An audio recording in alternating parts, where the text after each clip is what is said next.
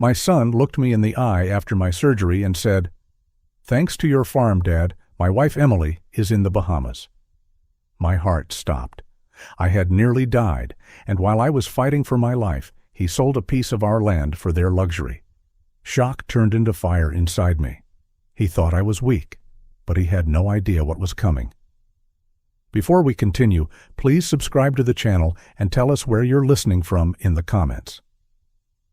I sat alone in the living room, the evening light slanting through the blinds in narrow golden stripes across the wooden floor. The air smelled faintly of coffee and old pine from the beams I had polished myself so many years ago. On the mantelpiece above the fireplace was the wedding photo of Mary, my late wife. Her smile still carried warmth, as if she had only stepped into another room and would return at any moment. I stared at that picture and thought about everything we had poured into this family, everything we had sacrificed, and how it all had led to this moment of betrayal. My son David had looked me in the eye and said words I never thought I would hear. Words that cut deeper than the surgery scar are still aching on my chest. He had sold what was mine, what was ours, to fund a life of luxury with Emily. I remembered writing those tuition checks for David's college, $60,000 across 4 years, every month, feeling the pinch, but never complaining. I remembered the day I handed him the keys to his first car, a used sedan that cost me $25,000, money I had saved by working late nights. He was so proud back then, smiling widely, saying he would pay me back one day.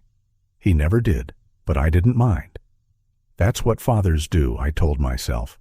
We give, we sacrifice, and we don't keep score. I even paid for his wedding, $100,000 on flowers, food, and a reception hall, so that he and Emily could have their dream day.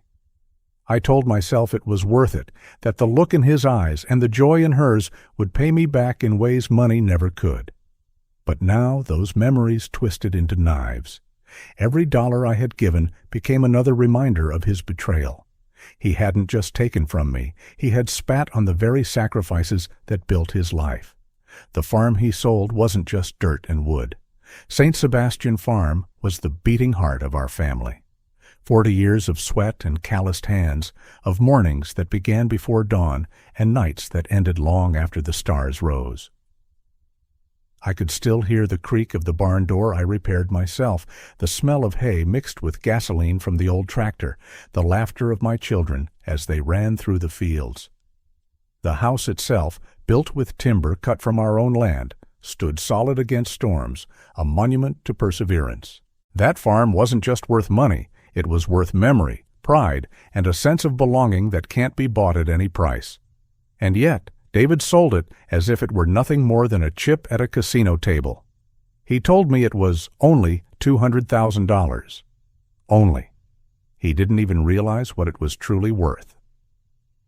I sat back in the armchair and let the memories pull me further. I remembered David as a boy, chasing fireflies in the summer dusk, his laughter carrying across the fields. I remembered teaching him how to ride a bike along the gravel driveway. His knees scraped, but his spirit was determined. I remembered the mornings he would sit on the porch with me, sipping hot cocoa while I drank my coffee, asking me questions about life, about work, about why I kept pushing myself so hard. Back then, I thought he admired me. Back then, I believed he would carry on what I had built. But now, when I looked into his eyes, all I saw was distance, avoidance, and guilt. He couldn't meet my gaze when he told me what he had done. He shuffled his feet, mumbled excuses, and hid behind Emily's shadow. The boy who once followed me through the fields with trust in his eyes had grown into a man who sold me out with a smirk. At first, I was crushed. The weight of the betrayal nearly suffocated me. I thought maybe it was my fault, that perhaps I had given too much, made it too easy for him to take me for granted. But as the hours passed, something shifted. My sorrow turned into clarity, and that clarity ignited resolve. Emily. She wasn't just careless or spoiled, she was deliberate. I had seen the way she looked at me during family dinners, her eyes calculating, her smile never reaching her eyes.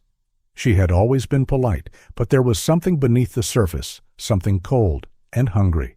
She didn't just want David, She wanted control. She wanted the farm, the money, the legacy. And she had finally convinced David to hand it over. She played the long game, and she thought she had won. I whispered into the quiet room, my eyes still fixed on Mary's picture. "Mary, I promise you, I will protect what we built. I won't let them strip it away, not while I still draw breath." The sound of my own voice startled me.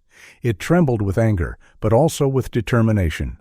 Speaking to her, even after all these years, gave me strength. It reminded me that I wasn't just fighting for myself. I was fighting for the life we had built together, for the values we had held, for the dignity of our name. My eyes wandered around the living room, the place where so many memories lived. The couch where Mary used to knit, the coffee table where Sarah, my daughter, once laid out her school projects, the grandfather clock that had belonged to my father before me. Every object carried a story, every creak in the floorboard whispered of days gone by. This was not just a house, it was a living history, one that Emily would never understand, and I would be damned before I let her erase it with the stroke of a pen. Slowly I stood up and walked to the old oak desk in the corner. Its drawers were heavy with papers, documents, and pieces of the life I had built. I pulled one open and found the thick folder that held my insurance policies, the deeds, and the contracts. My hands shook slightly as I flipped through the pages, not from weakness, but from the rising fire in my chest. Here was my proof, my leverage, my weapon. I wasn't powerless. I still had tools to fight back. I sat down again, clutching those documents, feeling the weight of the paper in my hands. The game wasn't over. In fact, it hadn't even begun. They thought I was weak, that surgery had left me broken, that my age made me easy prey.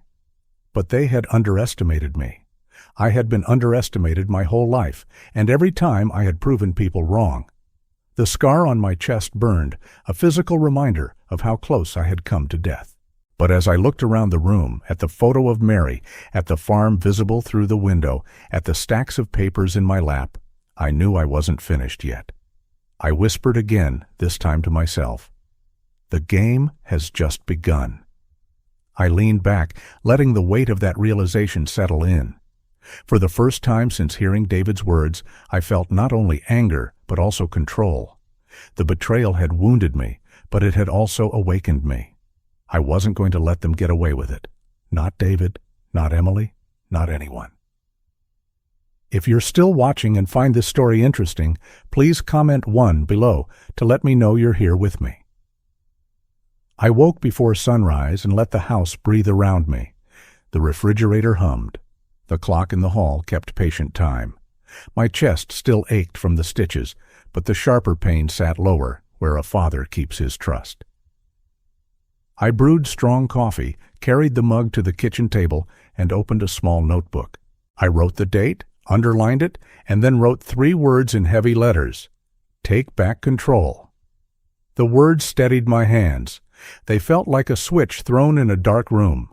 I read them twice, took a slow sip, and decided this was the morning I would stop feeling wounded and start acting like the man who built this place.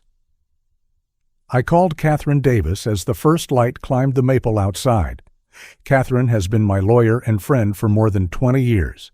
She is a practical woman with a calm voice and a mind like a clean blade. She answered on the second ring. I told her what David said to me after my surgery, how he smiled like a boy who got away with something, how he said he sold a piece of my land so Emily could sit on a beach and call it love. I told her the number he boasted about, $200,000. I said it the way you pointed a bruise. Then I told her the part that hurt more than money. He did it while I was recovering, when he thought I was too weak to notice. When I finished, Catherine shifted into a careful rhythm. She said she would pull the county records before lunch. She said she would call the bank as counsel of record and place alerts on every account tied to St. Sebastian Farm. She reminded me that I kept the deeds in my name and that any transfer requires my physical presence, my signature, and proper witnesses. She asked me to gather originals and any correspondence I had saved. "Bring everything," she said. "Bring even the envelopes. Fraud likes sloppy corners." Her steadiness poured into me like warm water into cold hands. I thanked her. She told me to breathe, to eat, and to expect the day to get loud before it got quiet again. I hung up and pulled the fireproof box from the hall closet. It is heavier than it looks. I set it on the table and opened the lid. The scent of paper and ink slipped out like the smell of an old library. I sorted through the folders I had labeled over the years. Tax receipts, lease agreements, insurance riders, a copy of Mary's letter from our 30th anniversary. I made 2 stacks, one for Catherine and one for me. I checked the recorder in the drawer, checked fresh batteries, and set it beside the folders. Then I called David and told him to come over at noon. I kept my voice even. "Come home and talk to me," I said. He paused, and for a moment I heard the young man inside the older man. He said he would be here. He pulled into the driveway near noon, wheels grinding on gravel, and parked a little crooked, like he was still young and rushing. He walked in without knocking, glanced at the photos on the wall, and looked everywhere but at me. We sat at the kitchen table, where he once ate toast with peanut butter and told me third-grade secrets. I asked him to tell me, in his own words, what he had done. He cleared his throat and started talking fast, the way people do when they hope speed will outrun shame. He said Emily found a buyer. He said the buyer was connected, generous, and ready to move. He said I would be proud when I saw the debts gone. He said Emily found a buyer and that the buyer wanted to close right away. He said it was only a small parcel, the least productive piece, the one nobody would miss. He said the buyer brought a notary. He said there was an emergency form because of my surgery. He said the price was fair because he had listened to people who sounded confident. He repeated $200,000 like it could become a shield if he held it up enough times. He said they needed the cash to pay debts and to finally take a real vacation. He used the word deserve. People love the word deserve when they are reaching into someone else's pocket. I opened a folder and slid a page across the table. It showed how my signature looks when I am in a county office, how the clerk writes the time, how the witness lines are filled, and how the seal is pressed. The page was not a guess. It was a pattern. I told him the county requires my body in the room for a deed transfer. I told him my identification must be scanned. I told him the notary's stamp must match a record that any clerk can check in 30 seconds. Without those things, there is no lawful sale. I kept my voice steady. I did not pound the table. I let the quiet carry the weight of my words. His face changed in a slow collapse. He reached for the paper, like a man reaches for a railing when the floor moves. He asked if the signatures he saw could be real. I told him a signature is not real when the hand that made it was not mine. I told him the form he signed may exist, but the right form did not. He started to speak, stopped, and then asked if there was a way to undo what he had set in motion. I said there was, but I would not lie for him. Truth comes first, then work, then repair, if the good Lord gives us the time. I should have stopped there, but another truth stood waiting and would not be quiet. I picked up Mary's picture from the mantel and set it on the table between us. David stared at it like a schoolboy called to the front of the room. I asked him if he knew what his sister did last month. He shook his head. I told him that Sarah pawned the title to her car so her daughter would not miss tuition. She did not call me. She did not ask for a penny. She carried the weight herself and smiled when she dropped off groceries for me that afternoon. I told him I found the pawn slip folded under a magnet on her refrigerator, the ink still fresh. My voice hardened. I asked him if he understood fairness. I asked him if he understood loyalty. I asked him how one child could quietly give up her only car to keep a promise to her child, while another child sold his father's land so his wife could taste umbrella drinks. I asked him if he wanted to explain that kind of math to his mother's picture. He looked down. He whispered that he did not know about Sarah. He whispered that Emily said it was harmless, that I would never notice, that everything would be better afterward. My hands were flat on the table. My anger was a held breath. I would not shout it into his face and let it drift away. I wanted it to drive nails where they belonged. He pulled his phone from his pocket and tried to call her. The call went to voicemail. He tried again. straight to voicemail. On the third try, he left a message that started bravely and broke in the middle. He said we needed to talk. He said something was wrong. He said to call back now. He set the phone on the table and pressed both hands over his eyes. The room went very still. I could hear the clock in the hall and the soft breath he could not steady. I did not put my hand on his shoulder. Comfort without correction does not grow a man. I walked to the sink and looked out at the pasture. The wind moved through the grass like a hand smoothing a green quilt. A hawk drew a slow circle over the fence line. I thought about boards and nails and how barns stand when each piece is cut true. I turned back to him and spoke in a low voice. We will not chase her. We will not run behind her with apologies she does not deserve. We will be quiet and patient. We will let her show herself. She will. People always do when money sticks. He nodded, small at first, then again like a man agreeing with the gravity of the earth. I called Catherine again and told her everything I had learned. I told her the name of the buyer and the story about a notary without a proper office address. Catherine's tone did not change. She said she had already found inconsistencies. The dates did not line up. The witness lines were sloppy. The notary had an old complaint on file. She told me she would file a notice with the county and request a temporary hold with the bank based on suspected fraud. She said she would push for a wider freeze if the pattern deepened, and that she expected it would. Then she told me to expect a friendly voice to call me soon, a voice that sells things and never runs out of compliments. Evening came toward the house like a tide. The light on the table warmed from white to honey. I brewed another pot of coffee and poured 2 cups. David stared at his without drinking. I thought about Mary and the way she would make beans and cornbread on hard days. Nothing fancy, just enough to keep a man steady. I closed my eyes and said a small prayer out loud. Help me protect what we built. Help me speak plainly. Help me forgive when the time is right. The words were not grand. They were steady. When I opened my eyes, the room looked different. The same furniture, the same light, a different resolve. At 6, Catherine knocked and stepped inside with a briefcase and a look that meant news. She clicked open the latches and laid out her findings in neat stacks with colored tabs.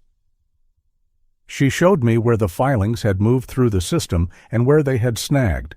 She pointed at a line that required my identification and physical presence. She pointed at another line where the notary number did not match the commission registry. She had drafted a notice of dispute and a request for an expanded hold. She slid the forms to me, and I signed where she pointed. My name looked firm on the page. I felt the old steadiness in my fingers return. Catherine turned to David and asked him to repeat everything he had told me. Slowly. He did. He said Emily called the parcel small and unimportant. He said she told him the buyer was generous and that $200,000 was a good outcome. He said she pushed the hospital story because it worked on his fear. He said she took him to a place he did not know and put papers in front of him and told him to trust her. He did not cry while he said it. He looked like a man who finally understood that trust is not a blanket you throw over red flags. I walked Catherine to the porch, and we stood in the soft air that smelled like cut grass and a promise of rain. The sky above the fields had turned the kind of blue that makes the first stars brave. I asked her what to expect next. She said the buyer would likely call to test the waters. He would sound friendly. He would sound busy. He would ask harmless questions. Do not answer anything but the truth, she said. No sale, no signature, no appearance. She also said Emily would call when the money snagged, when the buyer pressed, when she needed David to smooth a problem. When she calls, Catherine said, let her talk. A liar reveals more than she hides when she believes she is winning. We went back inside. David asked if forgiveness was possible. He asked with a thin voice that reminded me of the boy he used to be. I told him forgiveness has a door called truth, and he had opened it today. I told him to keep it open. He nodded and sat up straighter. The landline rang. Not my cell. The old phone Mary insisted we keep because storms topple towers, but not the wires in the ground. I let it ring twice and answered. A smooth voice asked for me by name and then asked to confirm a few harmless details related to a recent transaction. I said there was no transaction and that any attempt to use my name or property would be challenged. The voice went cool and ended the call politely. Polite is a mask. I hung up and looked at David. David stared at the phone like it had spoken a riddle. He asked if that was the buyer. I said close enough. He asked if he should call Emily again. I shook my head. Wait. She will call when she needs something. When she does, we record everything. He nodded. His shoulders dropped. He looked older and at the same time more honest. I went to the study and took out Mary's small digital recorder, the one she used to capture the children's school concerts. I checked the batteries, spoke into it, and played it back. Clear sound. I set it on the table and placed a charging cord within reach. We were ready. We waited. Waiting has a sound. The refrigerator clicked. The clock ticked. A branch brushed the roof. I washed the cups and set them on a towel. I straightened the stacks of paper and tucked Catherine's notes beneath a paperweight shaped like a cow Mary found at a yard sale.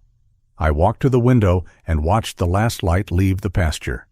Then I returned to the table, sat with my hands flat, and listened to the quiet settle on the house like a warm blanket. David cleared his throat and said he was ashamed. I told him to keep that feeling near until it finished its work. His phone lit up. Emily's name glowed on the screen. He looked at me, and I nodded. He answered and put the call on speaker. I tapped the recorder. Emily's voice rushed into the room, fast and bright, as if hurrying past the truth could keep it from catching her heel. She asked why he had called so much. He said the papers were wrong. She said everything was fine, and that the notary knew what he was doing. She said the money was already moving. She said lawyers make simple things complicated, and fathers make sons doubt themselves. Her words rubbed against each other like stones that spark. David asked where she was. She changed the subject. He asked who the buyer really was. She called him paranoid. He asked why the price was $200,000. She said the market is the market. He asked who arranged the notary. She said a friend. He asked when she would be home. She said travel was hard. Her voice shifted from charm to irritation, then to a thin edge that can cut a careless hand. David did not argue. He let her talk until the steam went out of the words. Then he told her the truth. He said I had spoken to the lawyer. He said the filings were flawed. He said there was no legal sale without me. Silence pressed against the walls. For 3 long heartbeats, there was no sound. Then she said she had to go. The line clicked. The room felt different, focused, clear. We stared at the black screen and listened to the recorder hum. I clicked it off and slid it into my pocket. David let out a breath like a man stepping out of cold water. He asked if he had done the right thing. I told him yes. Courage is made of small, plain sentences spoken into heavy air. He nodded and stood and touched Mary's picture with 2 fingers, the way a pilgrim touches a stone before turning back to the road. He left a little before 10. The air outside had cooled, and the stars were sharp. He walked to his car, turned at the porch steps, and said that they thought I was weak. I told him they were wrong. He nodded and drove away. I locked the door and turned out the lights. In the kitchen, I stacked the papers Catherine had brought and saw a slim manila envelope I had not opened. She had slid it across the table when David was watching his phone. "For tomorrow," she had said. "Read it in the morning. It will show you the path." I picked it up and felt the light weight. Paper does not need heft to move a mountain. I carried the envelope to the bedroom and set it on the dresser beneath the small lamp.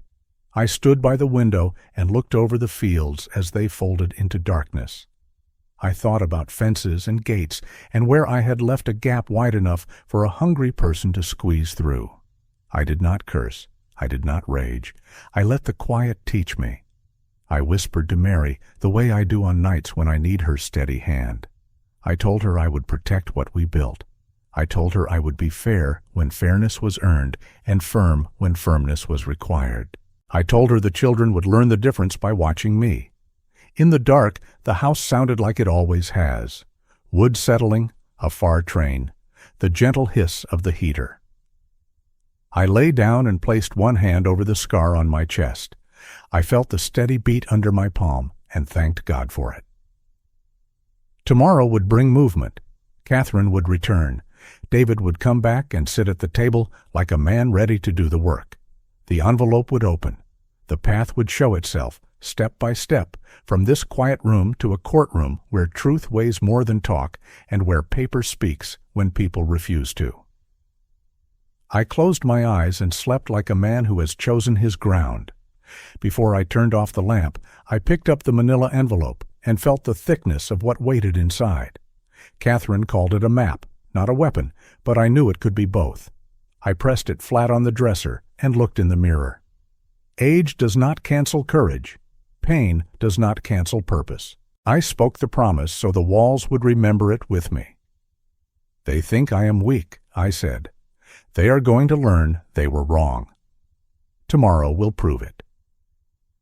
If you're still watching and find this story interesting, please comment 2 below to let me know you're here with me. Morning came bright and wind clean. I carried Catherine's manila envelope to the truck as if it were a beating heart and set it on the seat beside me. David arrived a minute later, jaw tight, eyes tired. He asked if I was sure. I told him I had never been more sure of anything. We drove to Catherine's office with the windows down. The air smelled like alfalfa and road dust, the kind of air that tells a man he is still alive and still in charge of his hands. Catherine's building is plain brick with a brass plate that never tarnishes. Inside, the hallway smelled of coffee and lemon oil. She led us to the conference room with the long oak table and the window that looks toward the courthouse dome. Files sat in neat stacks by color tab. She set her glasses on the bridge of her nose and told us to sit.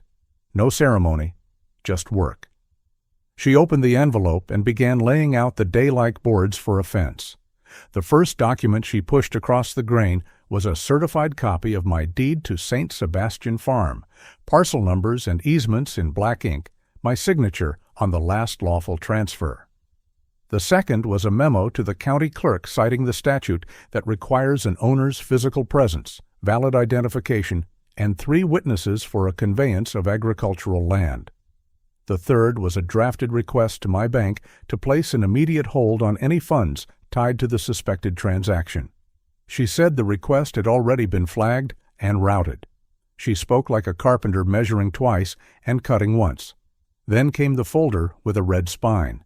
Catherine called it the spine for a reason. Inside were prints of the papers David had signed. The notary number did not match the commission registry. The seal had the county misspelled by 2 letters. The witness lines were scribbles that looked like practice, not proof. A photocopied driver's license for me sat on top, the photo grainy and 10 years too young. I felt the quiet in my chest turn from pain into steel. I told David what the law says. Without me in the room, without my ID scanned, without the witnesses who know my face, there is no sale. Not here. Not ever. Catherine nodded and tapped another thin stack. Bank screenshots, 2-wire instructions, a Cayman IBAN, a ledger line for $2 million moving into a shell with a post office box and no payroll. She slid the page to David and let him read.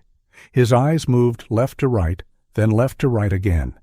He whispered the number as if it were a curse that might break if said loudly. 2 million. He looked at me the way a son looks at a father when the map in his head no longer matches the road. Catherine said the buyer, James Miller, is not the sort of man who leaves prints on wet cement. His name turns up in cases where money moves near him and never sticks. Properties flip. Paperwork blurs. Other people take the heat. He lives 1 house away from the line that would put him in chains and somehow never crosses it. She said the notary from the papers has a complaint file and a habit of bending rules for a fee. Patterns matter, she said. They tell the truth even when people refuse to. David said Emily told him the parcel was small. He said she told him I would never notice.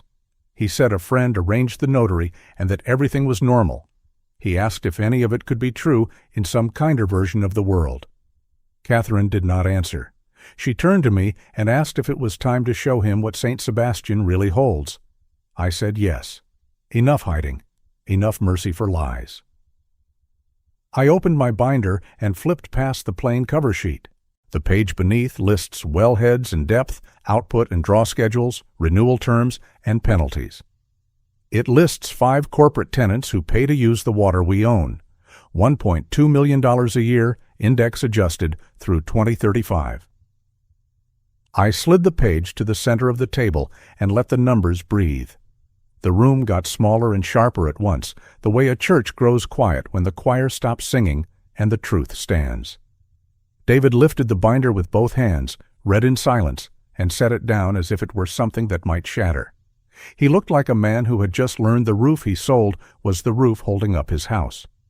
15 million, he said? Maybe more. I nodded. The piece he called small is the heart. It pumps life into the whole body. It pays the note. It paid for his college. It kept food on this table when beef prices dipped and diesel rose. He closed his eyes. He said Emily called it unimportant. He said she told him I was set in my ways and would not see value even if it stood on the porch and waved. He looked sick with the kind of knowledge that burns. I did not reach across the table to pat his hand. Love without truth is just softness, and softness never saved a farm. I placed a neat stack of printed emails beside the binder. Catherine and I had preserved an account the night before. The cache held what people leave behind when they think no one is watching. The subject lines were bare. The sentences were knives. One line held the cold of a hospital hallway. When he's on the operating table, we move. If he survives, everything gets harder. David read the line twice, then a third time, as if repetition could sand the edges off cruelty. I spoke softly because anger shouted wastes itself. To her, I wasn't a father.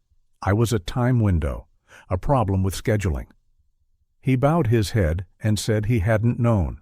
I believed him because the way a man shakes when the ground leaves his feet is hard to fake. Catherine slid a box of tissues toward him and asked if he would help us put this right. He said yes. It was not a dramatic yes. It was the kind a carpenter uses when he sees the crooked beam and picks up a saw. Catherine stepped out to call the county clerk and the bank. I walked to the window and watched people cross the square carrying briefcases, diaper bags, and grocery sacks. Justice is not marble. It is people moving with purpose. David came to stand beside me. He asked if there was any path left for his marriage. I told him marriage is a house, and it stands only when the studs are true. He nodded, as if a sentence he had avoided all year had finally been spoken out loud. Catherine returned with the door still swinging and set a small recorder on the table. She checked the light, then looked at David. When Emily calls, let her talk. Ask short questions. Do not accuse. Do not confess. People who think they are winning explain themselves. The law loves a person who speaks against their own interest. He wiped his face with his sleeve and sat straighter. I said a small prayer under my breath for steady hands and clear words. Emily called within the hour. Her name glowed on the glass. David looked at me. I tapped the recorder. He answered and set the phone on the wood. Emily started fast. She asked if I was making a scene. She said lawyers ruin good opportunities. She said the money was safe. She used that word twice. Safe. David asked what the money. She paused, skipped past the pause, and said the buyer paid $200,000 and then added more to sweeten it. David asked how much more. She said $2 million and then rushed into a speech about taxes and timing and how smart people move quickly. He told her the county had questions. He told her the notary number did not match the registry. He told her there is no sale without my signature. The silence on the line was the sound of a glass face cracking. She asked what we knew. He said enough. She asked if the bank had called. He said there were alerts. She asked if he had told me about the account. He asked, What account? The recorder caught a small throat click. She said a friend had opened a temporary vehicle offshore just to hold funds until things settled. Temporary? Offshore? Funds? Words that do not mean what honest people think they mean. Catherine wrote on her legal pad as if she were scoring a piece of music. 2 million. Cayman. Temporary. She underlined temporary twice. David asked how long she had known James. She said long enough. He asked if she had planned all this before my surgery date. She said opportunity is a guest you must invite in. He said she had invited it to rob his father.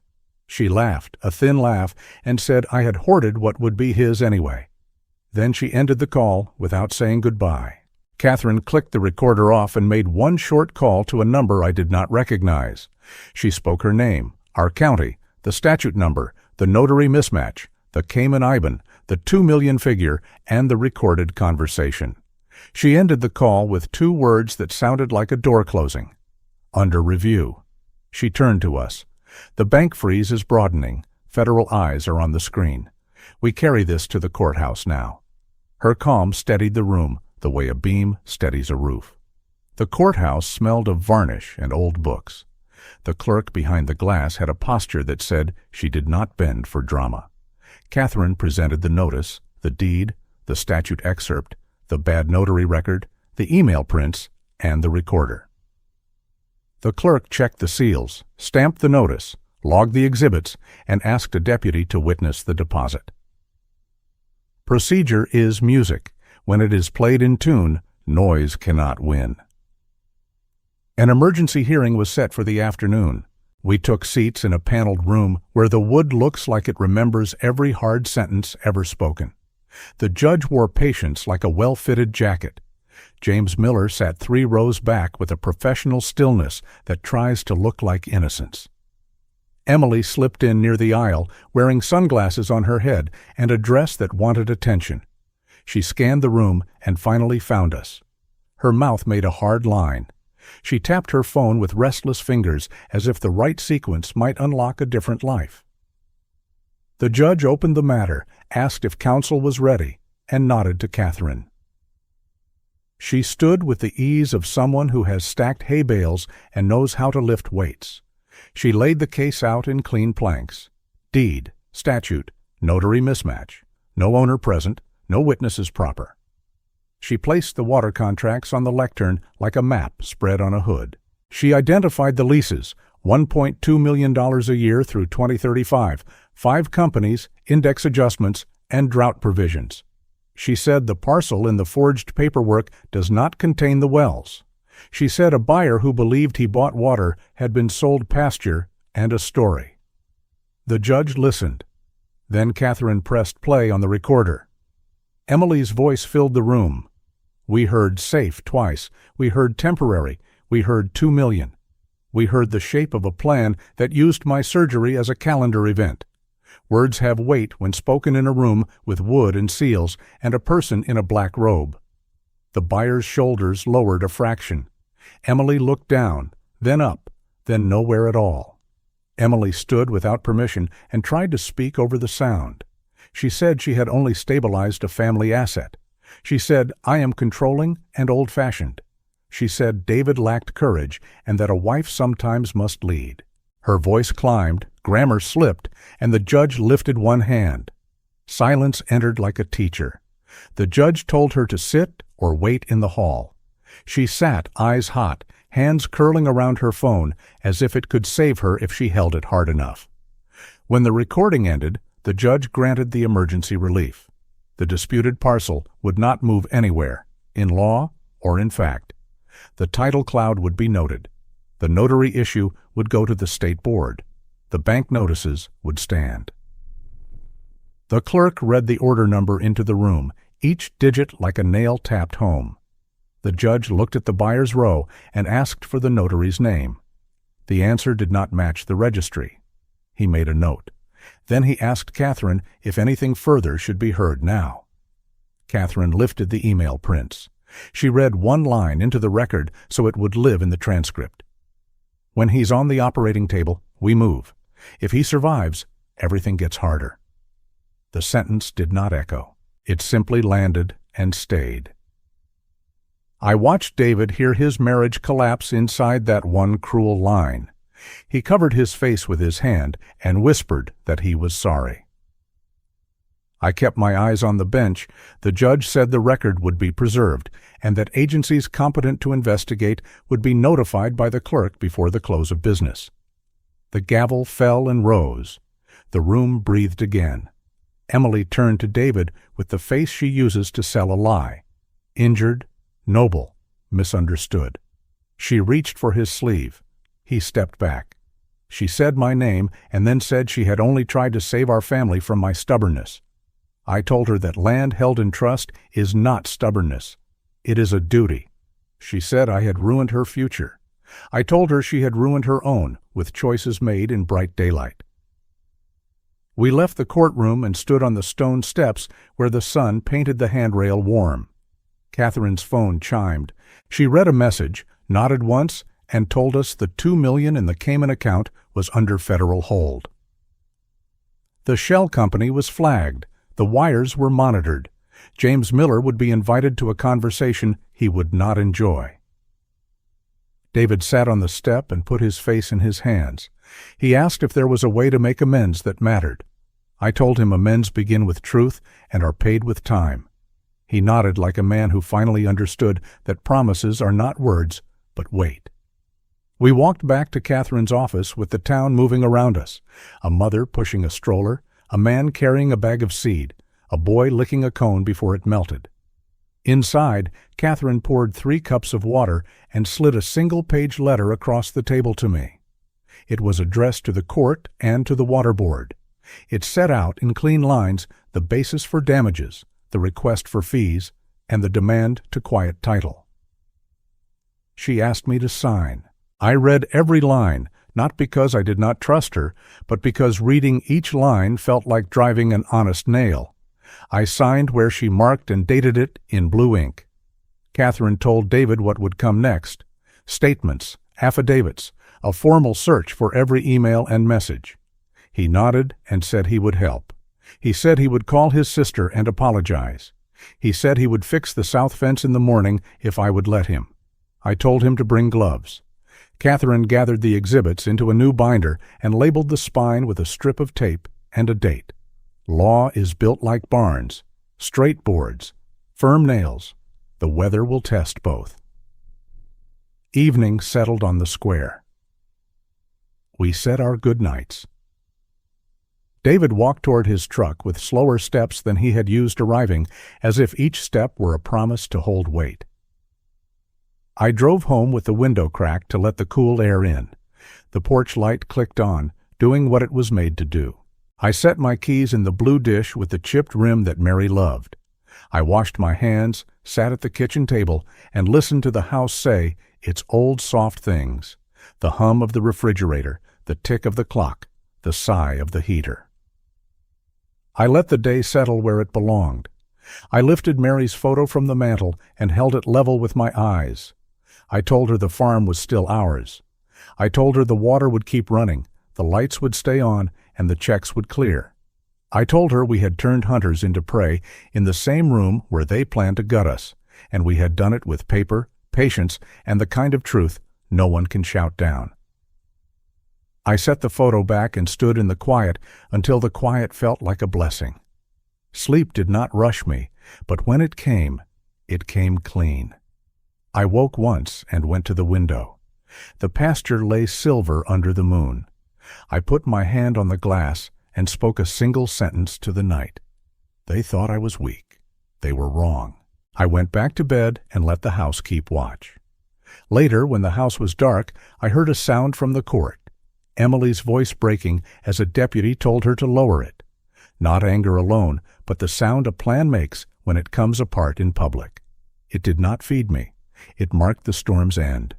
Tomorrow would be repairs, affidavits, a straight fence, a life without someone who mistook love for leverage.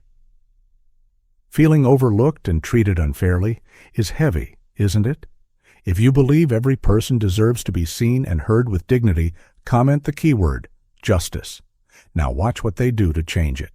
If you're still watching and find this story interesting, please comment 3 below to let me know you're here with me. The courthouse doors closed behind me with a final groan of wood and brass, and it felt as if 40 years of weight had lifted from my shoulders. I stepped into the bright afternoon and breathed air that didn't taste of lies or lawyers. I had won back what was mine. The farm, the water, the years of labor Mary and I had poured into that soil. They were safe again. The judge's order had struck like a hammer on steel, and for the first time in weeks, my heart did not pound with dread. Catherine walked beside me, her folder tucked under one arm. She gave me a small nod, the kind that carries more than words. Behind us, I could hear the shuffle of deputies and the harsh tones of Emily as she tried to explain herself to men who had no more patience for her games. James Miller walked with the blank face of a man who knew the world had finally caught up with him. By evening, I watched from across the street as the FBI led them away. Emily's hair hung limp, her dress crumpled, her voice cracking with words no one cared to hear. James kept his eyes forward, his wrists cuffed, his empire of shadows evaporating under daylight. I stood still and let it all sink in. My son had been used, my trust had been spit on, and my life had nearly been stolen from me while I lay under anesthesia. Yet now I still stood, and they were the ones in chains. The farm was back in my name, the water contracts protected, the accounts frozen not by thieves, but by the law. I closed my eyes and whispered to Mary, "We did it. They thought we were finished, but we are still here." That night I sat at my kitchen table with the window open to the fields. The frogs sang in the ditches, and the stars spread across the sky the way only country skies know how. I poured myself a cup of black coffee, though it was late, because victory tastes best when it's sipped slowly. I took the contracts out of their folder and spread them across the table. $1.2 million a year in water rights, steady and sure, locked in place until long after I am gone. $15 million in total value, the real heart of our future. For a long time I stared at the lines, at the numbers, and I felt no greed. I felt responsibility. That was when the thought came to me. I could hold it all, keep every dollar, live these last years in comfort. But money is only worth what it does in the hands of the living. My granddaughter Sarah had been struggling to pay her tuition, working shifts at the diner, borrowing against her mother's card just to cover books. She had never asked me for help, but I had seen the worry in her eyes. I decided that night $200,000 a year would go into a scholarship fund in her name. Every year, until the contracts ended, Sarah and others like her would study without fear of debt. My fortune would not rot in accounts or be stolen in back rooms. It would become futures, classrooms, and hope. I felt Mary smiling in that decision, as if her hand had rested lightly on my shoulder. A few days later, David came to the house. He looked smaller than I remembered, his shoulders bent, his voice shaking as he asked if he could come in. I let him sit at the table where he had once spread homework and spilled cereal. His eyes filled before he even spoke. He begged for forgiveness, told me he had been blind, that he had believed Emily when she whispered that the farm was worthless, that I was clinging to the past, that the land was better sold than lived on. He said he had been a fool. I listened in silence until his words ran out. Then I told him what had lived in my chest for days. Trust isn't begged for, David. It's built, board by board, like a barn. You tore it down with your choices. If you want it back, you'll have to build it again, with your actions, not your tears. He wept harder, but I did not reach across the table. Love is not permission to betray without consequence. I stood and walked to the window, looking out at the porch where he had once played with toy trucks. "You will start over," I said quietly. "From the ground. That is the only way." His sobs quieted into breaths. He nodded, finally understanding. A month later, I signed the papers that changed my life again. The farm was still mine, but I no longer needed to sleep in its big house with its empty rooms and its echoes of betrayal. I sold a corner of land we never worked, and with $300,000, I bought a smaller house near the park in town. White siding, a red door, 2 bedrooms, and a wide porch with a view of the lake. I moved in with nothing but my clothes, my books, and the blue dish Mary had always kept for keys. The first morning, I woke before sunrise, as I always have. I brewed a pot of coffee, carried a steaming mug to the porch, and watched the surface of the lake turn pink with dawn. Ducks slid across the water, and the world felt simple. No courtrooms, no lies, no voices raised in anger. Just peace. I felt lighter than I had in decades. I was 70 years old, and for the first time I was free not just from debt or labor, but from the weight of carrying ungrateful hearts. News of Emily's trial came weeks later. James Miller cut a deal, handing over names and records, trying to save his own skin. Emily was left holding the worst of it: fraud, conspiracy, money laundering. Her parents stopped answering her calls, her friends vanished, and the papers printed her name under headlines about greed and betrayal. Last I heard, she would serve years, maybe longer, her bright dresses traded for gray cloth. David had filed for divorce quietly and without ceremony. He moved into a small apartment above a hardware store. For the first time, he worked honest days with his hands, stacking lumber, hauling bags of feed, sweeping floors. It was not punishment. It was life, plain and bare, the way a man finds himself again. I visited the farm less often, but when I did, I walked the fields with a new calm. The fences stood straight, the soil dark and rich, the wells pumping steadily. Michael, my other son, had stepped in to help manage the contracts. He shook my hand firmly, promising that what was ours would stay ours. For the first time in months, I believed him. Evenings in town became my sanctuary. I walked the park paths, nodded to neighbors, and sat on the benches with old men who spoke about fishing and grandchildren.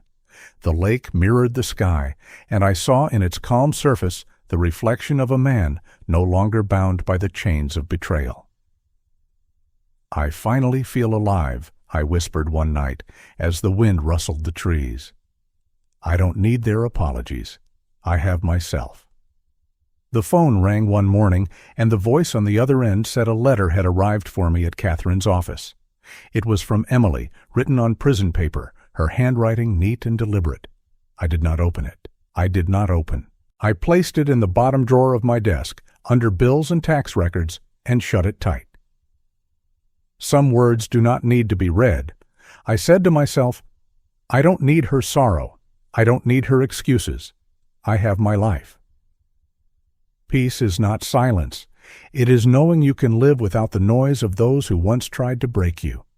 Each day in my new home, I brewed coffee, read a book, walked in the park, and remembered that freedom is not in money, but in the space between your ribs when you can breathe without pain. The lesson came clear. Blood does not always mean loyalty. Family is not who shares your last name, but who shares your respect. Boundaries are not cruel. They are love for yourself, and without them, you are nothing but a well to be drained dry. One evening, sitting with Sarah at the park, I told her about the scholarship. She wept and hugged me, her gratitude spilling out like sunlight through clouds. I told her she would never have to carry the kind of chains I had carried. She said she would honor me with her studies, with her life. In that moment, I felt something stronger than victory. I felt legacy, not measured in dollars, but in dignity. I know now what Mary would say if she were here. She would say, I finally found the truth that should have guided me all along. Respect yourself, set your boundaries, give only to those who honor what you give. And she would smile, that gentle smile that could heal every storm in me. As I sit tonight, writing these thoughts at my small desk with the window open to the sound of crickets, I realize my journey has not ended. It has only changed paths. The farm stands strong, my granddaughter will rise, and my son is beginning again with humility. Emily and James sit behind bars, their empire crumbled to dust. Justice has been done, but more than justice, I have found peace. Tomorrow morning I will attend my first meeting with the local church volunteer group. We will plan meals for the hungry, repairs for the elderly, and comfort for the lonely. It is not a court battle or a water contract, but it is the truest kind of work, the work of giving without being drained, of loving without being used. I whisper to the night, I am free. And the quiet answers back, yes, you are. The days that followed felt like stepping into a new skin. For the first time in years, I woke without dread in my chest. My little house near the park welcomed me with its modest warmth, and each morning I laced up my shoes and walked the winding paths among the oaks. The lake shimmered in the early light, ducks cutting ripples across its surface. Some mornings I carried seed in my pocket, tossing handfuls to the birds while old neighbors waved from the benches. I felt like I belonged again, not as a man burdened with secrets and betrayal, but as someone finally free to breathe. I made a habit of stopping by the community center after my walk. The church had begun a volunteer program for feeding the homeless downtown, and I signed up without hesitation. Twice a week I stood behind the counter, ladling soup, handing out sandwiches, pouring coffee into cracked mugs. The faces that looked back at me were worn and tired, but they carried gratitude in every nod, every whispered thank you. Strangely, I found more honesty in those lines of strangers than I ever had at my own dining table when David and Emily sat pretending nothing was wrong. In their eyes, I saw pain, but also dignity, and it taught me again what matters. In the afternoons, I sometimes joined the men at the park for a game of chess. Our boards were scratched, our pieces mismatched, but the rhythm of moving pawns and planning strategies gave me peace. I would sit for hours with Mr. Thompson, a retired mailman with shaky hands, and we would talk about fishing, about the weather, about how quickly the world had changed. No one asked me about millions or contracts. They only cared that I was there, present, and real. That kind of companionship is richer than any account in the Cayman Islands. At night, I sat by my small desk, the lamp casting a warm glow, and I wrote in a notebook Mary had once given me. I wrote about the farm, about the trial, about the tears on David's face, and the rage in Emily's voice. But mostly, I wrote about lessons. For parents, I wrote, do not hand your trust blindly. Protect what you have built, not because you are greedy, but because you must guard your labor against those who confuse inheritance with entitlement. Use the law. Use your voice. Your sacrifices deserve protection. For children, I wrote, gratitude is the currency of family. Ambition without honesty destroys the very foundation you stand on. If you forget where your blessings come from, you will lose them. And for people living in this world of endless noise, I wrote, greed always finds its own grave. The truth is not always loud, but it always endures. News of my opponents trickled in, sometimes through Catherine, sometimes through the evening paper. Emily was convicted. Her sentencing brought years in prison, her once bright face dimmed under fluorescent lights and stone walls. James Miller faced a harsher fate. His money laundering stretched further than even the court imagined. He would serve decades. Their names became whispers of scandal, and their power dissolved into ash. As for David, he moved into a cheap apartment on the edge of town, the kind with peeling paint and paper-thin walls. He found work carrying boxes in a warehouse, lifting, sweating, earning dollars the hard way. And though some might call that suffering, I call it salvation. For the first time, he lived by the same rules as any honest man. He wrote to me once, then twice, letters filled with apologies. He said he wanted to visit, to prove himself. But I did not reply. Some wounds are not healed by words. One morning, I opened the mailbox and found another envelope in David's handwriting. I carried it inside, placed it beneath the old clock that had once belonged to my father, and did not open it. Instead, I looked at that clock, its pendulum swinging steadily, and I whispered, Father, I kept the land, I kept the name. They could not steal our dignity. I knew then that silence was my answer. Not hatred, not revenge, just silence. I did not need to reopen a wound that had already scarred. Life in my new house grew richer with each small habit. I planted tomatoes in clay pots along the porch, watched them sprout green and strong. I brewed coffee each dawn, sitting in my rocking chair as the sun painted the lake in pink and gold. Sometimes Sarah visited, carrying her books, smiling with the relief of knowing her tuition was covered. She told me about her classes, about her dreams of becoming a teacher. I watched her speak with bright eyes and steady hands, and I thought, this is the true inheritance, not land or money, but freedom to live with integrity. One evening, as I sat outside watching the sunset melt into the lake, I thought about Mary. I imagined her voice, soft and steady, telling me I had finally done right. For too long, I mistook sacrifice for surrender. I had given without limit, believing blood meant loyalty. But Mary would have reminded me that respect is the truest bloodline. And now I understand. There was a small surprise waiting for me not long after. During a volunteer shift, a woman approached me with a shy smile. She introduced herself as Linda, a widow who had recently moved to town. She thanked me for serving meals and said she had watched me for weeks, admiring how calm I looked even as others rushed. We spoke for an hour about books, about gardening, about faith. That simple encounter reminded me that life still held doors I had not opened, friendships I had not yet known. It wasn't a dramatic twist, just a gentle reminder that healing invites new beginnings. As I grew older, I learned to measure my days not in dollars or disputes, but in small mercies. A warm cup of coffee, a child's laughter in the park, the sound of church bells on a Sunday morning. I no longer carried the sting of betrayal like a stone in my pocket. I let it go, and in its place came peace.